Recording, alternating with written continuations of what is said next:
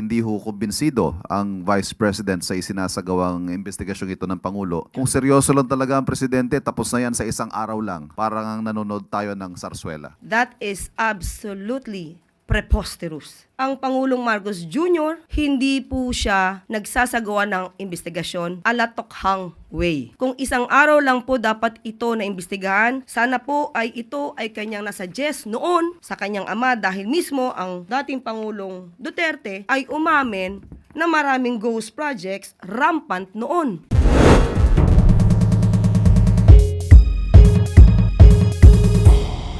Handa na po tayong tumanggap ng inyong mga katanungan.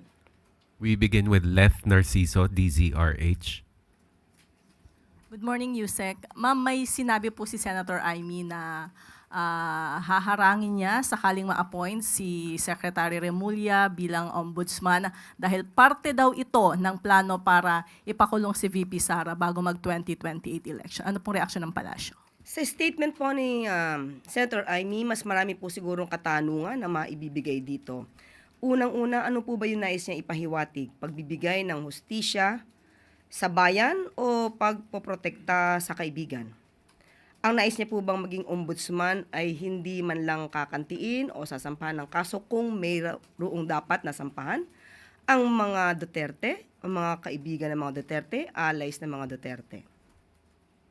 Hindi pa po ba mas nararapat po na maging independent ang magiging ombudsman dahil independent constitutional body naman ito at kinakailangan na magsampa ng kaso kung nararapat.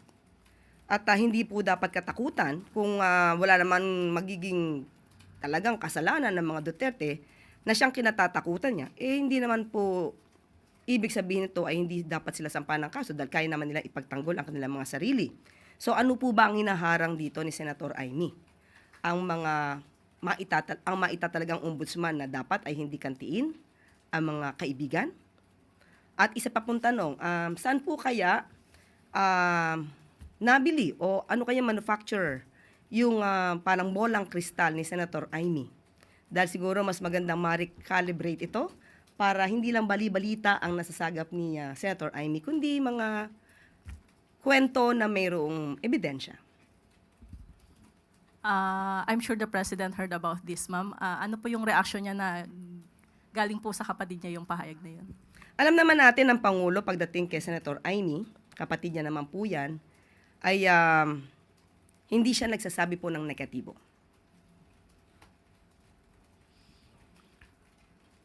Ana Bajo, GMA News Online. Morning, ma'am. Ma'am, gusto lang po naming malaman yung tugon ng palasyo sa panawagan po ni Senate President Cheese Escudero for Malacanang to come up with a negative list of infra projects that cannot be funded under the proposed budget po for next year. Dapat daw po mas maging proactive tayo kaysa sa huli po natin aalisin yung mga projects na to. Ang kanyang suggestion po ay welcome naman po. At katulad ng sinabi natin kaninang announcement ng Pangulo, inuutusan po ang DBM at ang DPWH na busisiin po ang sinasabi nilang mukhang nagkaroon na naman ng mga insertions. So kailangan po talaga itong maaral, ma-evaluate kung tama po talaga ang nasasabi. Ma'am, how about po kaya sa call niya na magkaroon po ng moratorium para sa mga new flood control projects for next year kasi billion-billion pa rin daw po yung mga hindi nagagastos under the 2025 budget. Sinisimula na po ito ni Secretary Vince ang pagtatrabaho dito. Thank you, ma'am. Eden Santos, Net25.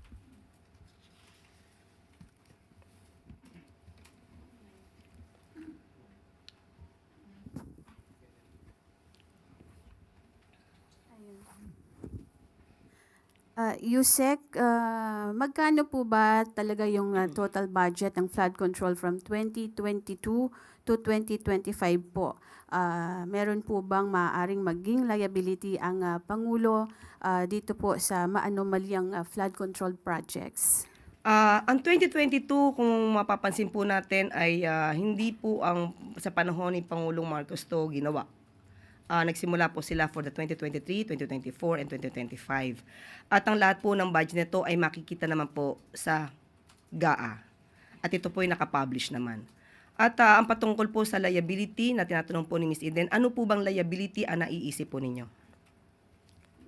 Binabanggit po kasi na since ang Pangulo ay alam din po niya yung budget, parang ano po ba yung kanyang pananagutan din bilang Pangulo po ng ating bansa. At mukhang hindi agad nalaman. Ano po kasi itong 3 years lang na ito, nabanggit ng Pangulo itong mga contractors, ibinunyag niya yung 15, tapos nag-inspect po siya, nakita na may mga ghost projects dito sa mga flood control po na ito sa buong 3 taon ng kanyang panunungkulan po. Tandaan po natin, mismo ang Pangulong Marcos Jr.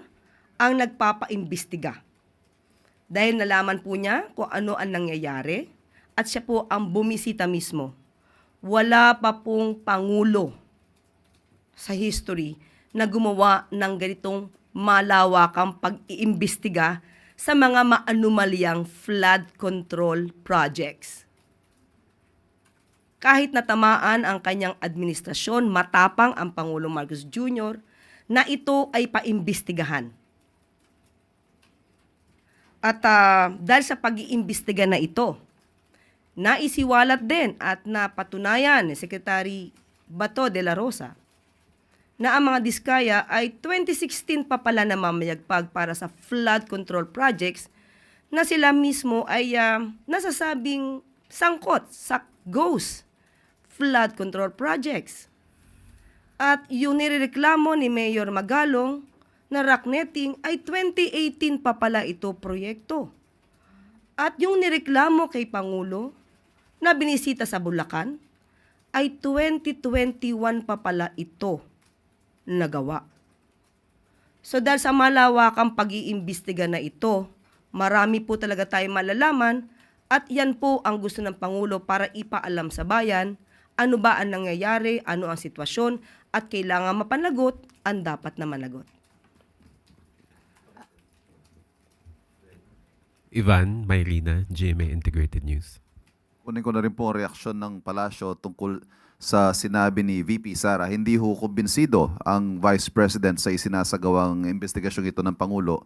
And if I may quote, kung seryoso lang talaga ang Presidente, tapos na yan sa isang araw lang. Matuturo niya lahat na may kagagawa ng corruption sa budget. Pero well, as you can see, parang nanonood tayo ng sarsuela.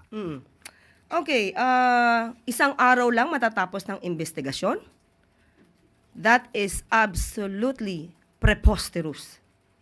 Ang Pangulong Marcos Jr., hindi po siya nagsasagawa ng investigasyon ala tokhang way. Nirerespeto ng Pangulo ang due process, nirerespeto ng Pangulo ang human rights. So kaya po dumadaan ang lahat sa proseso. Kung isang araw lang po dapat ito na imbestigahan, sana po ay ito ay kanyang nasuggest noon sa kanyang ama dahil mismo ang dating Pangulong Duterte ay umamin na maraming ghost projects rampant noon. This is November 2020 inilabas. Pero may nasibakbang secretary ng DPWH sa panahon niya. So, muli, ang pag-iimbestigang ito para sa taong bayan, hindi para sa pamumulitika. Ginagawa ito ng Pangulo kahit tatamaan ang kanyang administrasyon. Maricar, same question. Maricel Halili, News 5. Magandang araw po, Yusek. Yusek, can we have more details tungkol po doon sa sinabi ni Presidente na isiningit doon sa 2026 budget? What particular areas po yung nakita ni Presidente? Flood control projects din ba siya? And paano na isingit? Sino yung posibleng involved considering na NEP pa lang siya? Okay, nasabi po natin noong nakaraang press briefing na ito ay nabanggit ni Representative Marcy at Representative Puno. So doon lamang po kumuha pansamantala ng impormasyon ang Pangulo at ang DBM. At ito po ay pag-aaralan mabuti kaya po ang DBM pati po ang DPWH ay bubusisiin po ito talaga. Kung totoo bang nagkaroon ng mga duplication, nagkaroon ng insertion, dapat po kasi matanggal ito through errata.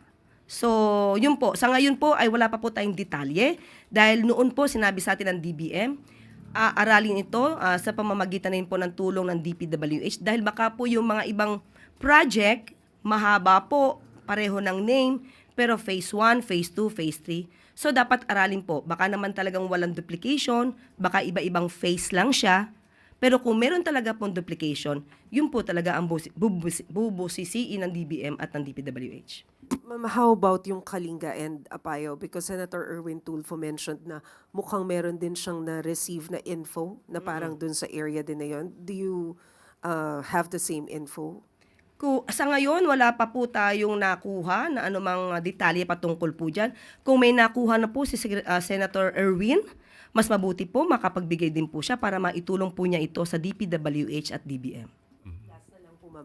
What are the chances na baka meron din problem doon sa DBM mismo considering na NEP po siya? Kaya nga po inutusan na po ng Pangulo ang DBM at ang DPWH na usisain po lahat ito. Related to NEP, Alexis Romero, Philippine Star. Yusek, regarding the sweeping review that you mentioned a while ago, anong extent nung magiging review? Will it lead to the altering of the actual amount of the budget or maybe it's just amendments in the projects? Paano po yun? Ang sabi po kasi ng DBM, hindi na po maibabalik yung NEP sa kanila. Magkakaroon lang po siguro ng mga iratum. Iko-correct, i-amend, tatanggalin, para po mabigyan sila ang Senado, ang Kongreso ng listahan kung ano yung dapat na hindi na ilagay. So it will be through errata po. Yes. So, pero how long will the review take? Kasi given na maraming project, hindi kaya magkaroon ng delay sa deliberation ng budget considering that we are trying to avoid a reenacted.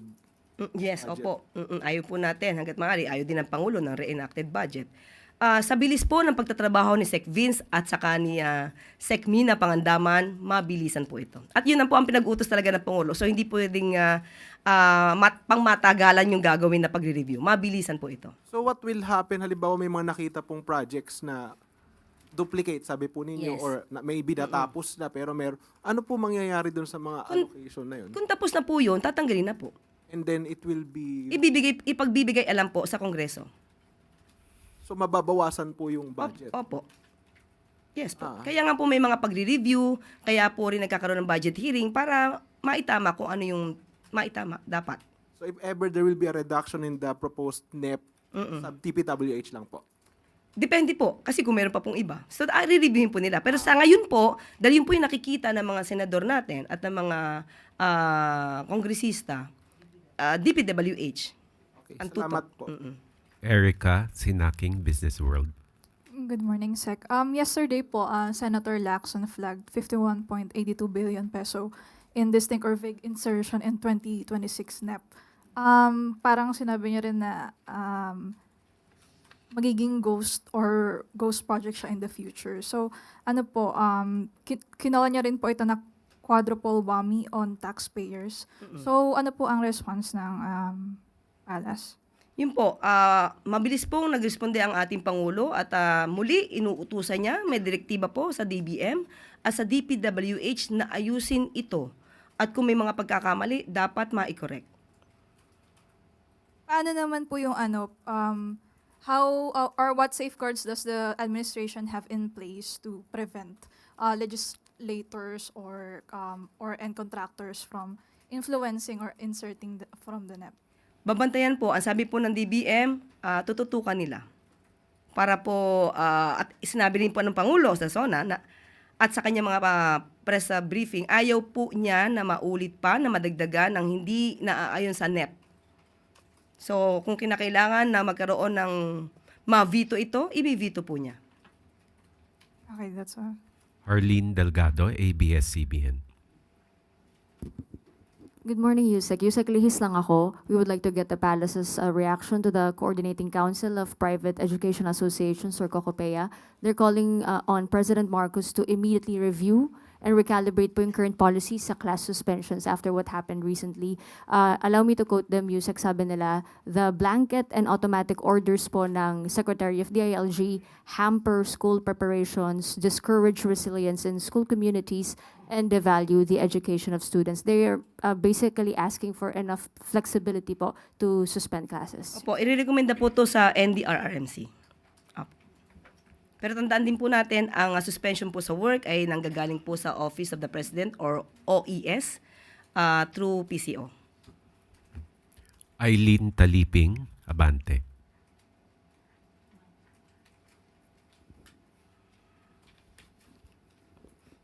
Good afternoon, ma'am.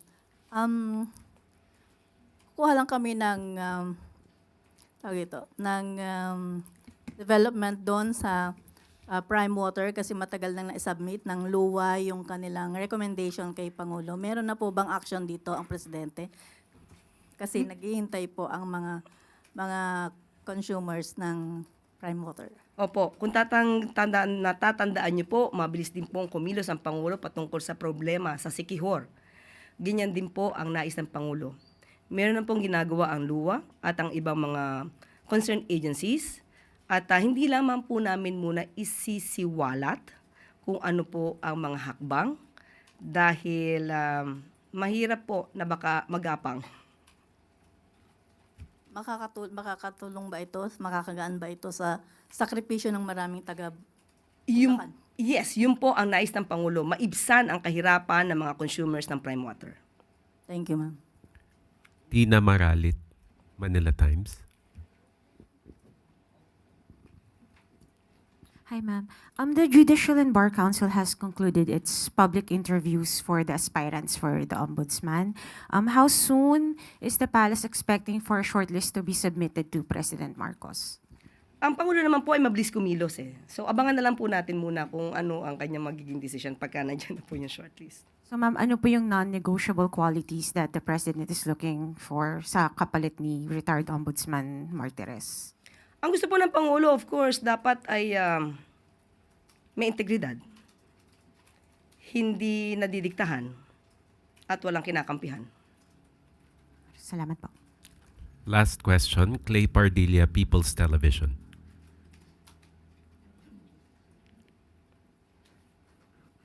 Good morning po, Yusek.